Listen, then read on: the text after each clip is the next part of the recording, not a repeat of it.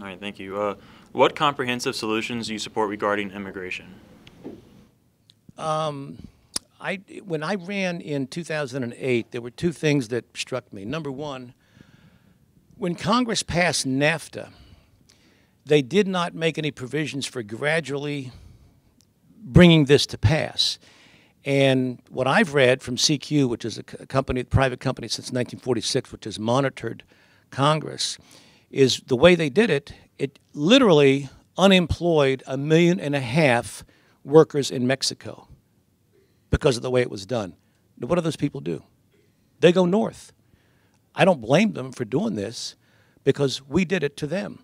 This NAFTA should have been implemented in a much different fashion to avoid that significant unemployment problem that was created by its passage. There was no social reform in the South American countries. We used to have, when I grew up, Radio Free Europe, where it was run by United States contributions, tax money, private money, beaming in to Eastern Europe the message of democracy, the message of freedom and constitutional government.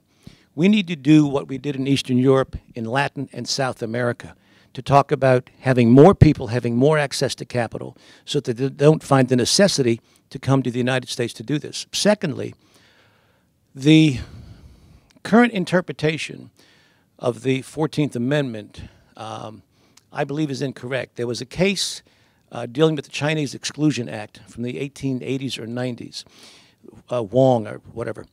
Anyway, there were two people here who were legally here. They were legal residents in the United States. They had a child who was born here. That child should be a U.S. citizen. However, the way the law is being interpreted, Pancho Villa, who did come into the United States, if you remember, Woodrow Wilson had troops to chase him on back in 1916.